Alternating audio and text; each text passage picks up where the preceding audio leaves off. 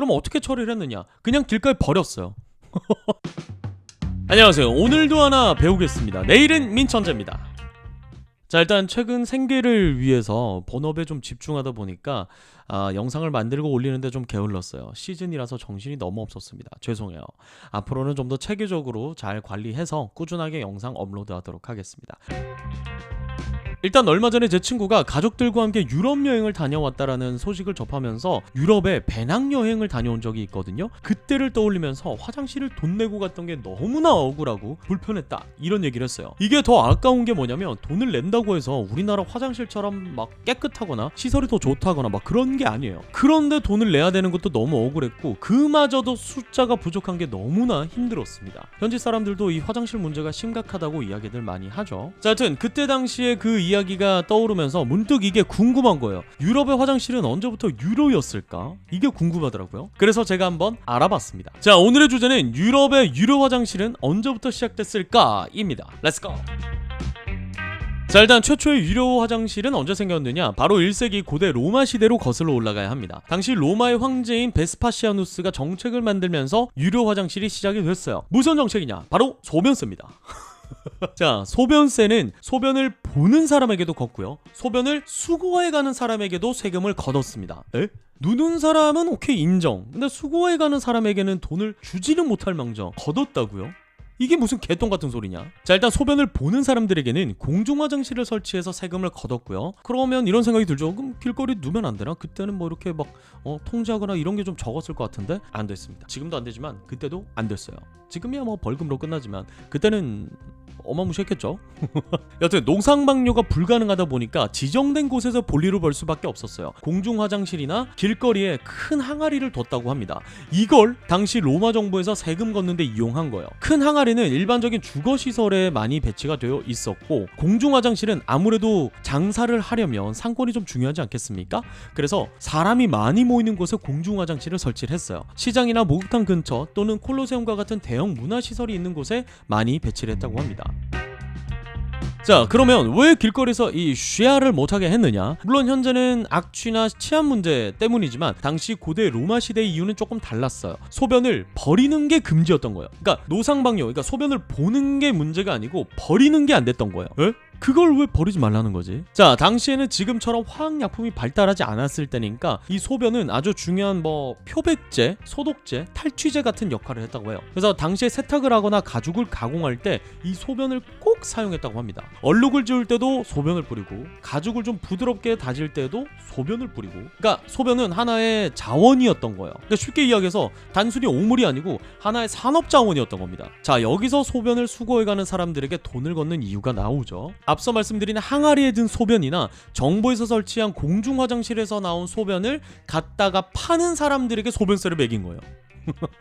야, 나라가 얼마나 어려웠길래 이 소변에도 세금을 매기느냐? 맞아요. 소변에도 세금을 매겨야 할 정도로 정말 나라가 어려웠다고 합니다. 자, 서기 68년 6월 로마의 폭군 네로 황제가 사망을 하고요. 그 후로 1년간 4번의 황제가 바뀝니다. 그러면서 내전이 일어났고, 그 내전을 치르는 동안 국고는 완전 파탄이 나버렸죠. 도시는 파괴돼 버리고 치안이 붕괴돼 버리고, 거기에 군인들이 대거 죽으면서 이 군대를 재정비하고 도시를 다시 재정비하는데 어마무시하게 돈이 들어가는 상황이었던 거예요. 그러면서 마지막에 정권을 잡은 게 베스파시아누스 황제였던 겁니다. 이 양반이 여기저기 무너진 나라를 다시 바로잡는데 여러 정책을 만들어냈어요. 그 중에 하나가 소변세였던 겁니다. 그렇게 이 양반이 인류 최초의 유료 화장실을 만들어냈습니다. 자, 이렇게 세금 걷는 것에 대해서 이 양반의 아들이 오물로 돈 버는 거 너무 더럽다, 추해요 아빠, 이런 세상 물정 모르는 답답한 소리라고 했을 때 베스파시아누스가 명언을 남기죠. 돈은 냄새가 나지 않는다. 자, 그리고 유료 화장실은 중세 유럽 시기에 들어서 사라져버려요. 이때는 유료 화장실이 중요한 게 아니고 화장실 문화 자체가 사라져버리는 수준이었습니다. 왜 그렇게 됐느냐? 여러가지 이유가 있겠지만 가장 핵심적인 이유는 기독교 문화가 정착을 하면서요. 위생과 목욕, 배설에 대한 금기가 강력해집니다. 특히 이제 초기 기독교는 육체적 쾌락은 죄와 연결된다라는 금욕주의가 아주 강했는데, 배설이나 성욕, 배고픔과 같은 육체적 욕구는 수련을 하는데 방해가 되는 요소로 취급을 받았어요. 때문에 화장실 문제는 공동체가 해결해야 될 문제가 아니고 개인의 문제로 취급받고 있었어요. 그래도 수도원에는 공동 화장실이 있었는데 이 공동 화장실은 편리함을 위해서가 아니라 규율 때문이었어요. 같은 시간에 일어나고 같은 시간에 기도하고 같은 시간에 화장실을 가야 했던 거죠. 그렇게 강제 훈련을 했다고 합니다. 그러니까 뭐 하나의 배변 훈련을 한 거예요. 거기에 기독교 문화는 도시의 시설 자체를 바꿔버렸어요.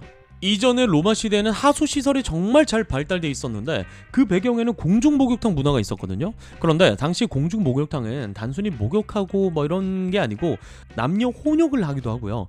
음악을 듣고 술도 마시고, 그러니까 뭐 쾌락의 장소로 바뀌어 있었어요. 그래서 당시 기독교 지도자들은 로마 제국이 무너지고 바로 공중 목욕탕을 폐쇄해버렸습니다. 공중 목욕탕은 하수 시스템이 직결된 시설이었는데 이게 폐쇄되면서 도시의 위생 기반 인프라가 완전히 무너져 버립니다. 그러면서 배설물을 처리할 수 없게 돼버린 거예요. 이건 정부기관이든 공공장소든 일반 가정이든 아무런 상관없이 모두에게 적용되는 심각한 문제였던 겁니다. 이 선택 때문에 유럽의 현대식 수도와 하수 설비 발전이 100년이 늦춰졌다라는 평가를 받고 있습니다. 그리고 당시 노출은 절대 금기여서 여러 사람이 함께 사용하는 공간에서 신체를 노출한다는 것은 말이 안 되는 거였거든요. 그래서 길거리 화장실은 없어져 버렸고 공중 화장실도 없애버렸어요. 그럼 어떻게 처리를 했느냐? 그냥 길가에 버렸어요. 집에서는 창문 밖으로 그냥 투척해버린 거예요. 실제로 근데 이게 정말 사회 문제였다고 합니다. 창문 밖으로 버리면 누군가는 그 밑에 있다가 맞을 수도 있잖아요. 그래서 실제로 싸움이 정말 많이 일어났다고 해요. 그래서 법적으로 정했대요. 오물을 버릴 때는 경고해라. 자, 오줌 버립니다 여러분. 이번에는 응가 조금 섞여 있어요. 뭐 이렇게 한 거죠. 자, 거기에 흑사병이 퍼지면서 악취가 병을 퍼뜨린다는 이론이 확산됩니다. 화장실을 실내 두는 것이 더욱더 거부감이 커지고 금기돼 버립니다. 그래도 이 와중에 귀족들이 사는 성에는 가드룹이라고 해서 성벽 밖으로 튀어나온 화장실이 있었대요. 싸면 바로 그냥 강으로 떨어지는 구조죠. 여기로 적들이 많이 침투했다고 합니다. 실제로 화살도 많이 맞았대요.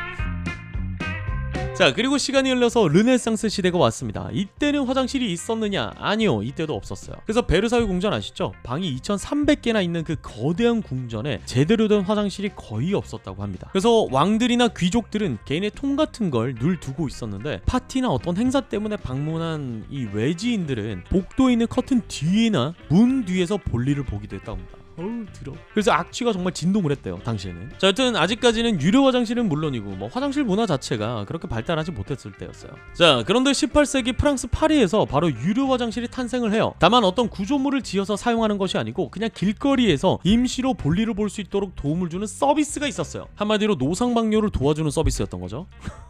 자, 그럼 어떻게 도움을 줬느냐? 누군가가 화장실에 가고 싶어서 이 도우미를 찾으면 구석으로 가서 망토를 몸에 둘러주고 통을 제공합니다. 거기에 볼일을 봤다고 해요. 물론 돈을 지불하고요. 자, 그런데 여기서 아주 재밌는 이야기가 하나 있습니다. 영어로 화장실이 뭐죠? 맞아요, 토일렛. 이 토일렛이 이 문화에서 탄생한 단어입니다. 프랑스어로 투알이 망토, 덮는 천을 뜻했대요. 그래서 화장실이 급한 사람은 투알! 투알! 하고 외쳤다라는 이야기가 있기도 합니다.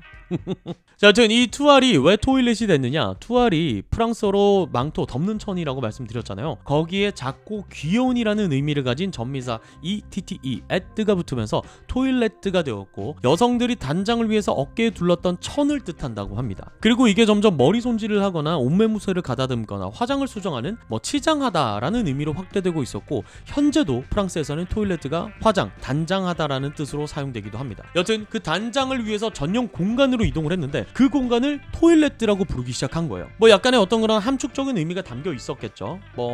현재로 치면 어떤 사람과 이야기를 좀 편하게 나누고 싶다라고 할 때 커피 한잔 하자라고 이야기하는 것처럼요. 자, 그런데 그 공간에 바로 배설하는 통, 그러니까 오늘날로 치면 요강 같은 것이 배치되기 시작했고 그 공간은 점점 더 은밀해지기 시작합니다. 그리고 그게 어느 순간 화장실이라는 의미를 가지게 돼요. 그게 영어권으로 넘어오면서 19세기 후반 공중 화장실의 발달과 함께 토일렛으로 정착된 거라고 합니다. 그 전까지 영어권에서는 화장실이라는 공간을 정말 다양한 이름으로 불렀어요. 은밀한 공간을 뜻하는 프라이빗, 성벽 밖에 튀어나온 가드루, 뭐 여러 가지 많았습니다. 그게 돌고 돌아서 토일렛으로 정착을 한 거죠.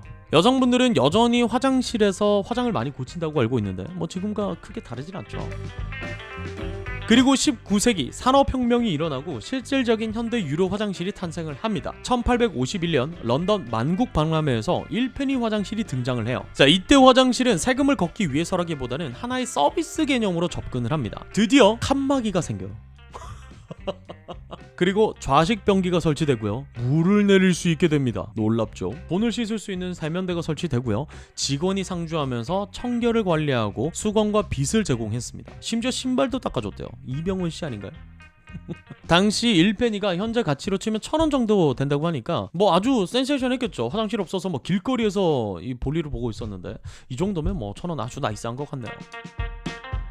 자, 그리고 현재는 유료 화장실이 디폴트 값이죠. 그런데 그마저도 부족한 게 현실입니다. 자, 그런데 왜 여태 화장실을 만들지 못했느냐? 일단 도시 구조가 아주 지옥이에요. 대부분의 건물이 오래됐고 단단한 돌로 만들어진 거다 보니까 뭐 위험 부담이 크기도 하고 공사비가 너무 많이 드는 거예요. 또 골목은 복잡하고 건물 사이는 좁지 공사할 구조가 안 나옵니다. 심지어 유럽은 건축 관련 규제가 정말 빡세잖아요. 이걸 해결하는 것도 큰 문제인 거예요. 거기에 유럽의 물은 석회질이 많아서 배관 공사라든지 뭐 유지비가 너무 많이 드는 것도 문제죠. 또 치안 문제도 있고요. 노숙자나 뭐 범죄자들에게 이용당할 가능성이 있는 거죠. 여튼 이런저런 이유들로 화장실을 새로 짓고 운영하기가 쉽지 않은 거예요. 그러다 보니까 점점 사설 화장실 업체가 늘어나고 있다고 합니다. 하나의 사업 아이템인 거죠. 대박일 것 같긴 하죠. 자, 이렇게 유럽의 화장실은 왜 유로가 돼요? 화장실의 문화가 발달하지 못했는지에 대해서 알아봤습니다. 이 알아보면서 들었던 생각은 대한민국 짱이다.